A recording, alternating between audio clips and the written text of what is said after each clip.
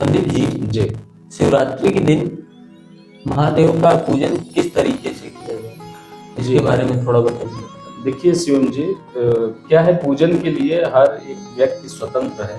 जी, वो अपने अपने तरीके से पूजा करते हैं अपने अपने विधि के अनुसार। जी, लेकिन पूजा का एक विधि और विधान है। अगर आप उस तरीके से अपना पूजन कर रहे हैं तो उसका लाभ आपको बहुत ज्यादा प्राप्त होता है। ठीक है, वैसे तो भगवान भोले हैं, बहुत ही भोले हैं, और उन्हें आप मन से भी अगर स्मरण करते हैं तो भी भगवान प्रसन्न हो जाते हैं।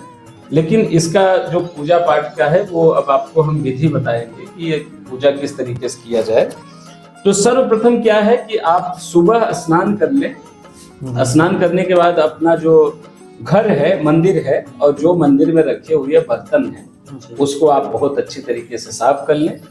उसके उपरांत आप एक आसन लगाएंगे, जिस आसन पर भगवान भोलेनाथ को और उनके सपरिवार को विराजमान करवाएंगे। ठीक है, और उनको विराजमान करवाने के पहले उस स्थान पर आप लाल या पीला वस्त्र आप पहले रखिए, फिर उनके सपरिवार को विराजमान करवाएंगे। और इसमें मैं आपको ये बताइए संदीप जी, पीला और लाल वस्त्र ही क्यों? जी देखिए, बात इसमें यह है कि पीला जो है वो आपका आता है सात्विक धर्म के हिसाब से। पीला जो है वो वैष्णव संप्रदाय में आता है। ठीक है, और जो लाल रंग है ये हमारे शक्ति स्वरूप को दर्शाता है, क्योंकि हमारे जो रुधिर है, जो हमारा रक्त है वो लाल रंग का होता है। तो हमारे रक्त से ही तो ताकत आती है हमको। और ये वैदिक काल से है कि जो हमारा लाल कलर है ये ताकत देने वाला है, इसको शक्ति स्वरूप माना जाता है।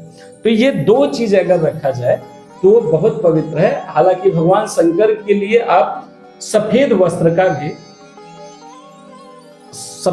भी वहां पे आप रख सकते हैं। और सफेद इसलिए रखा जाता है क्योंकि सफेद ही एक ऐसा कलर है जिसपे हर एक कलर चढ़ जाता है। भगवान भोलेनाथ वैसे ही हैं, उनको देवता भी पूजते हैं, दानव भी पूजते हैं, मानव भी, सुर असुर गंधर्व यक्ष राक्षस सब पूजते हैं, वो भगवान भोलेनाथ। तो इस वजह से आपको कपड़ा रखना चाहिए जी। अब उसके उपरांत आपको मैं बताना चाहूंगा कि कुछ लोग क्या होता है कि इस दिन सिर्फ भगवान भोलेनाथ का ही पूजा करते हैं, माँ पार्वती का पूजा करते हैं। लेकिन मैं आपको बताना चाहूंगा कि आप कोई भी अगर पूजा कर रहे हैं तो सर्वप्रथम आपको भगवान गणेश जी का पूजा करना होता है। तो संदीप जी ये बताइए, शंकर जी का तो अभी विवाह हो रहा है, तो विवाह के समय गणेश जी का पूजा कैसे? जी देखिए, इसमें बहुत ही अच्छा हम आपको एक बात बताने वाले हैं कि भगवान शंकर के विवाह में भी भगवान गणेश की पूजा हुई थी। यह शास्त्र कहता है। वो इसलिए कि जिस गणेश को हम लोग जानते हैं वो तो गणेश हैं, लेकिन गणेश से भी पहले आदि गणेश है, जो कि अनंत काल से है। तो भगवान शंकर के विवाह में आदि गणेश का पूजा किया गया था। इस वजह से महाशिवरात्रि के दिन भी भगवान भोलेनाथ के पूजन से पहले आपको भगवान गणेश की पूजा करनी चाहिए। उसके लिए आप आसन पर बैठने के बाद ओम गणानां त्वा गणपतिगुं गवामहे, प्रियाणां त्वा प्रियपतिगुं गवामहे, निधीनां त्वा निधिपतिगुं गवामहे, वसो ममयाहं जाने गर्भधुं मा त्वमजासि गर्भधुं।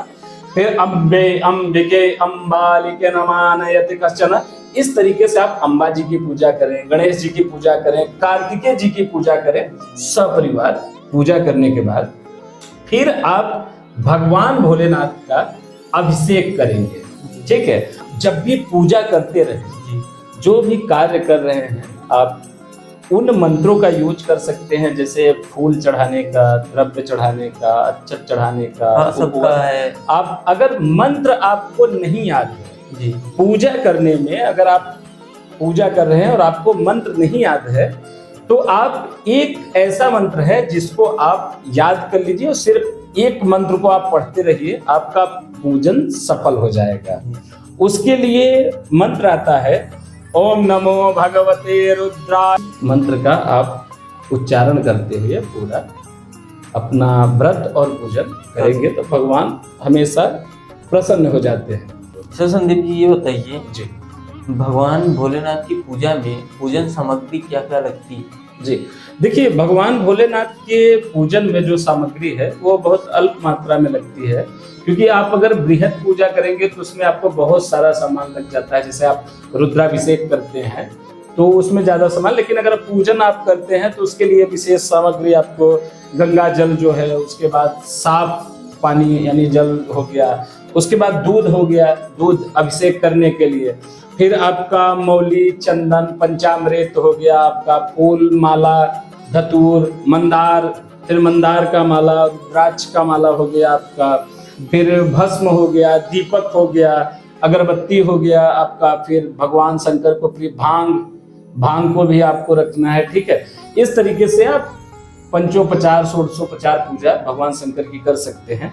लेकिन हमेशा एक चीज ये ध्यान देना है कि हमेशा आपको पूजन सदोष नहीं निर्दोष पूजन करना चाहिए। पूजा में कोई भी दोष नहीं होना चाहिए, सदोष पूजा करिए। वैसे भी भगवान भोलेनाथ बहुत ही अवरदानी है और वो बहुत ही अल्प कष्ट देने के बाद या आपके बहुत ही नॉर्मल पूजा से भी वो प्रसन्न हो जाते हैं। तो इस तरीके से आप लोग इस महाशिवरात्रि का पर्व मनाइए और इसको अपने घर में बहुत धूमधाम से मनाइए, क्योंकि महाशिवरात्रि जो है हम लोग अपने रिश्तेदार के घर में शादी पड़ता है तो बहुत सज संवर के रहते हैं, खुशियां मनाते हैं। ये तो महादेव का त्योहार है, उनका ये आज का शादी का दिन है, तो हमेशा खुशियों से मनाइए। धन्यवाद संदीप जी। महादेव।